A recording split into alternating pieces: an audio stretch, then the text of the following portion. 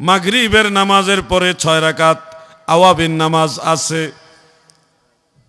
কাজী শৌকানি নাইলুল আওতারের মধ্যে উল্লেখ করেছেন, হাফিজুল হাদিস ইমাম মুনজিরি রহমাতুল্লাহ আলাইহি আত-তারগীব ওয়াত তারহিবের মধ্যে উল্লেখ করেন, আল্লাহর নবী বলেন, উম্মতেরা গো,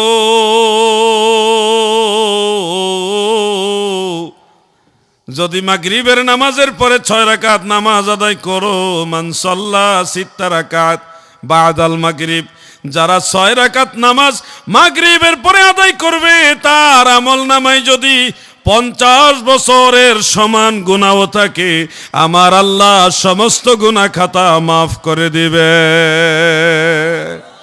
শুধুমাত্র আওয়াবিন নামাজের উসিলায় কত বছরের গুনাহ? 50 বছরের গুনাহ 6 রাকাত নামাজ একিন করে পড়েন, আল্লাহ তাআলা মাফ করে দিবেন। আমার দয়াল নবীজি আরো বলেছেন, এই আওয়াবিন নামাজ যদি আপনারা আদায় করেন, 6 রাকাত নামাজ যদি আদায় করেন, ফিলিস্তিনের জেরুজালেমে বাইতুল মুকাদ্দাস মসজিদুল আকসায় ওইখানে লাইলাতুল কদর উদযাপন করলে, লাইলাতুল কদর পালন করলে যত নেকি হওয়ার কথা গো, আমার দয়াল নবী বলেন, আওয়াবিন নামাজ পড়লে ওই সমান নেকি আপনার আমল নামায় দিয়ে দিবে। কথাটা বুঝতে পারছেন নি আপনারা?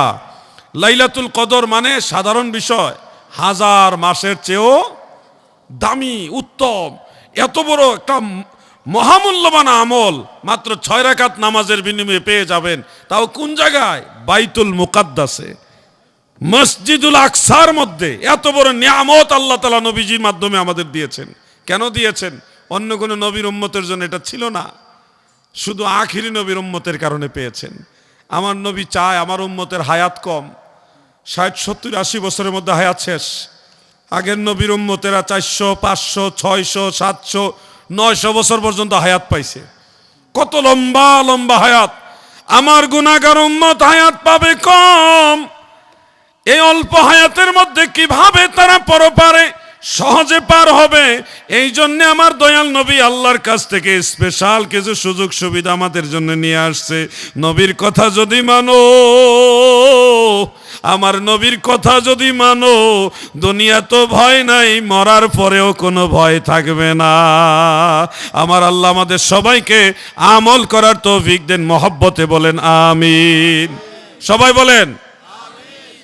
কুমিল্লা এলাকার একজন আলেম, আল্লাহ তাকে হেদায়েত দান করুক, তিনি কিছুদিন পরে পরে বিভ্রান্তি ছড়ায়, উম্মতের মাঝে ফিতনা ছড়ায়। তিনি বললেন যে জোহরের নামাজ 12 রাকাত, এটা কোনো হাদিসে নাই।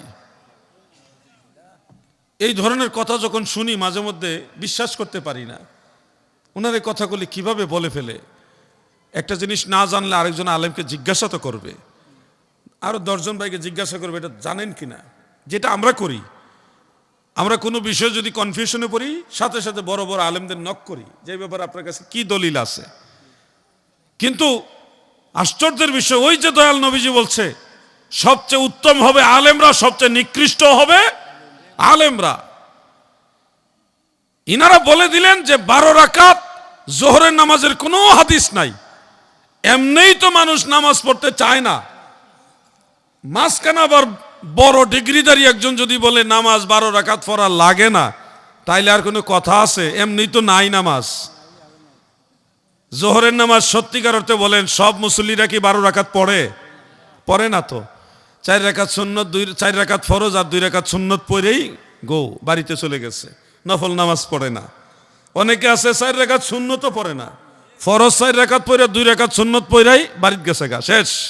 কি কথা ঠিক না বেঠিক আপনারা বলেন? এই সময় এসে কেউ যদি বলে 12 রাকাত নাই, তাহলে তো আরো সুবিধা। এগুলি হলো ফিতনা। মনে রাখবেন, সারা রাত তাহাজ্জুদ নামাজ পড়া কি আপনাদের দ্বারা সম্ভব? সম্ভব? সম্ভব না। মানুষ দুর্বল, ঘুমাইতে হবে। সারাদিন চাকরি নকরি, ব্যবসা বাণিজ্য, ক্ষেত খামার পরিশ্রম করেন, এরপরে যদি রাত্রেবেলা একটু বিশ্রাম না নেন, পারবেন না, হয় না। এটা মানবীয় দুর্বলতা আছে। আমার দয়াল নবী জানেননি আপনাদের জন্য কি নিয়ামত দিয়েছেন? আল্লাহর হাবিব বলেন, মান হাফিজা 4 রাকাতিন ক্বাবলা আয-যুহরি ওয়া বা'দাহা 4, জোহরের আগে যারা 4 রাকাত সুন্নত পড়বে এবং জোহরের পরে যারা 2 রাকাত সুন্নত এবং 2 রাকাত নফল সহ টোটাল 4 রাকাত পড়বে, সর্বমোট জোহরের নামাজ যারা 12 রাকাত পড়বে গো, দয়াল নবীজি বলেছেন সারা রাত তাহাজ্জুদ নামাজ পড়লে যত নেকি, ওই সমান নেকি আপনার আমল নামায় লিখে দিবে। দয়াল নবী তুমি গুণমণি, দয়াল নবী তুমি গুণমণি, এই পাপী লোক তরাইবেন বলে গো নবী, পাক কোরআনেতে শুনি গো নবী, দয়াল নবী তুমি গুণমণি। বলুন না দয়াল নবী। শোনেন, কষ্ট হইলেও কয়েকটা কথা বলি, এগুলো কাজে লাগবে। ওয়াজ অনেক রকম আছে, কিন্তু আমলের এই ধরনের ওয়াজ খুব কম। নবীজি মেরাজে গেলেন, 7ম আসমানে ইব্রাহিম আলাইহিস সালামের সাথে দেখা। ইব্রাহিম নবী বললেন আপনার উম্মতকে বলবেন তারা যেন জান্নাতে গাছ লাগায়। জান্নাতে কেমনে গাছ লাগাবে? যে একবার যদি লা হাওলা ওয়ালা কুওয়াতা ইল্লা বিল্লাহ পাঠ করে আল্লাহ তাআলা জান্নাতে গাছ লাগায় দিবে। বলেন না, একবার বলেন সুবহানাল্লাহ। বলতে বলছি, বলেন লা হাওলা ওয়ালা কুওয়াতা ইল্লা বিল্লাহ, বলেন সবাই। নগদ এটা আমল হয়ে গেল, নগদে লা হাওলা ওয়ালা কুওয়াতা ইল্লা বিল্লাহ। পড়েন, দেখর পড়েন, লা হাওলা ওয়ালা কুওয়াতা ইল্লা বিল্লাহ, লা হাওলা ওয়ালা কুওয়াতা ইল্লা বিল্লাহ। এই তাসবিহ আপনারা পড়লেন, আমি একটু জোর করে পড়াইলাম। পড়াতে কি লাভ হয়েছে জানেননি? এটা জান্নাতের গুপ্ত ধনভাণ্ডার। এই তসবিহ পড়ার সাথে সাথে আল্লাহ জান্নাতে গাছ লাগাইছে, সেই গাছের মধ্যে অগণিত পাতা, অসংখ্য মুখে অগণিত মুখে মাওলার নামের জিকির করবে, তসবিহ পড়বে। কিয়ামত পর্যন্ত আপনার ওই লা হাওলা ওয়ালা কুওয়াতা ইল্লা বিল্লাহ পাঠ করার যে গাছ, এই গাছের সব পাতা কিয়ামত পর্যন্ত যতবার তসবিহ পাঠ করবে, যত জিকির করবে, সমস্ত জিকিরের সওয়াব আমার আল্লাহ আপনার আমল নামায় যোগ করে দিবে। এই পাপী লোক তরাইবেন বলে গো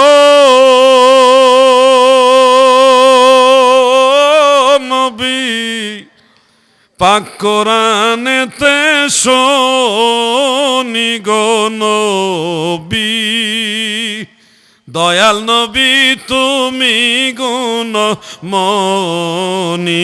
বলুন দয়াল নবী